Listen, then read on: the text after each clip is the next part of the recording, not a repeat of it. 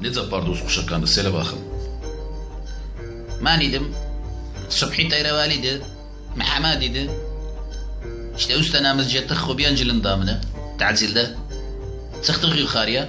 Baktık kolitte 5-6 tane kuş var. Hepsinden klavtır 2 tane kuş var idi. Çok hoş idi. O 2 kuşu yapardık. İşte benle Muhammed Subhi tayravalide cettik tayravaya.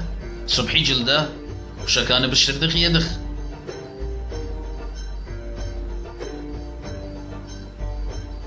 Ondan sonra geldik Bazalisine.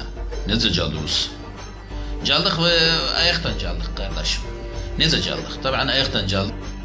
Şerzat, istedim böyle uğrasan bile sen Hamid Zan'ı kırasan. Kalk ulan.